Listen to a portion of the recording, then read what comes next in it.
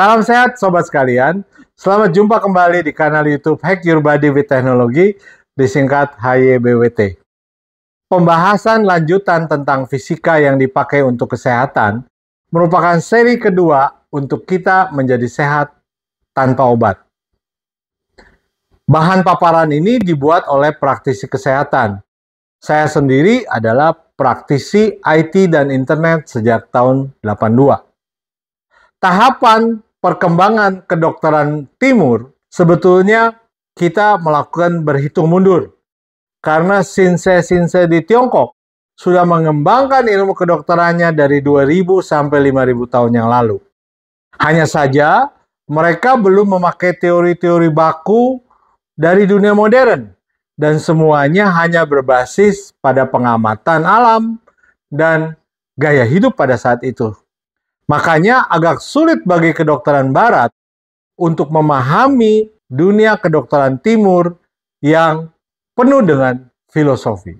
Mari kita telusuri satu persatu informasinya.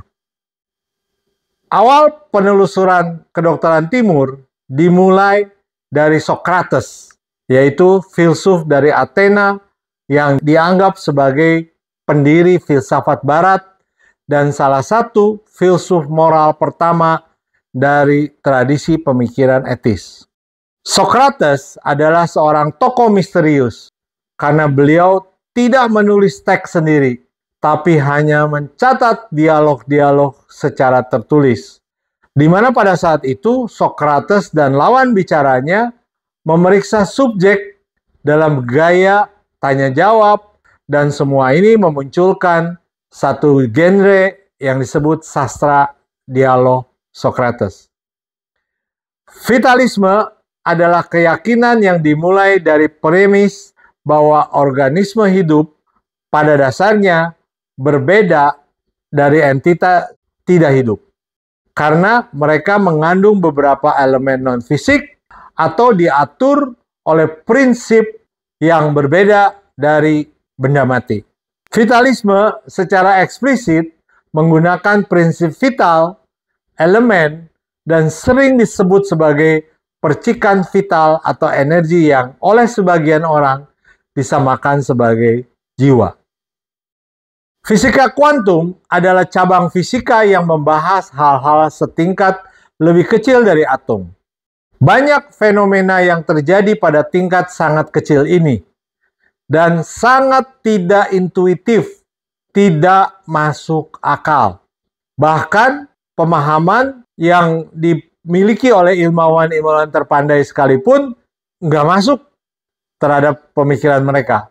Sederhananya, ada dua hal yang terjadi pada tingkat atom terkecil dan terdengar seperti fiksi ilmiah, bukan dunia nyata.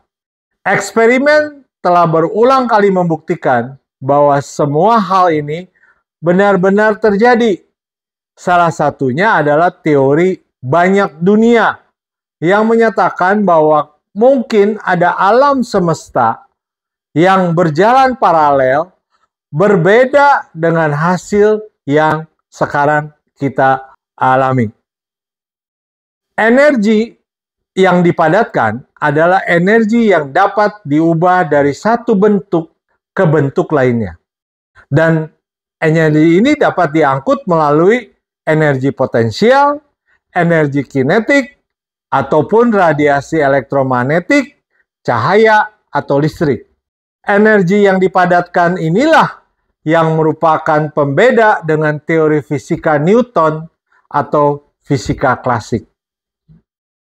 Konsep berikutnya yang berkembang di kedokteran timur adalah kenyataan bahwa manusia adalah makhluk biopsikososial dan memiliki spiritual utuh dalam arti merupakan satu kesatuan dari aspek jasmani dan rohani yang secara unik. Dan sebagai konsekuensinya, setiap individu mempunyai berbagai macam kebutuhan sesuai tingkat perkembangannya.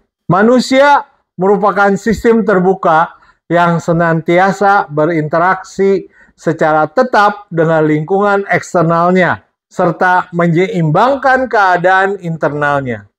Terlihat dalam gambar, banyak terjadi irisan antara biologis, sosial, dan psikologis. Perkembangan berikutnya yaitu yang disebut kedokteran metagenetik, di mana merupakan metode berbasis meta-analisis dengan menggunakan metode statistik untuk menggabungkan hasil studi-studi independen. Dan kedokteran metagenetik ini memberikan perkiraan yang tepat dari ukuran efek dan meningkatkan kekuatan ilmu statistik pada kondisi kehandalan studi yang terbatas pada ukuran sampel yang kecil.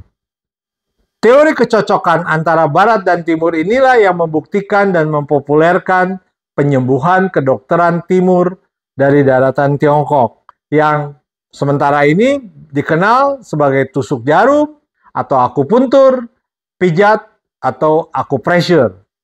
Teknik ini sudah berumur ribuan tahun, sudah teruji secara klinis, dan berkembang secara turun-menurun.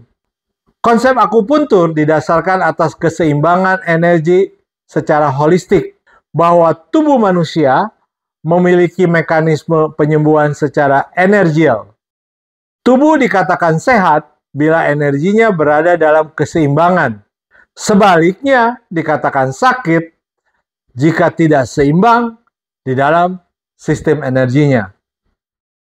Jika kita membandingkan efikasi kedokteran Barat dan kedokteran Timur, maka berdasarkan pengalaman, kita akan mendapatkan kesehatan setelah melakukan tusuk jarum secara berkelanjutan selama waktu tertentu dengan efikasi sampai 50%. Biasanya Shinsei melengkapi sistem pengobatannya dengan memberikan ramuan herbal untuk mempercepat penyembuhan sampai 20%. Sehingga secara total didapatkan kesembuhan dengan efikasi 70%.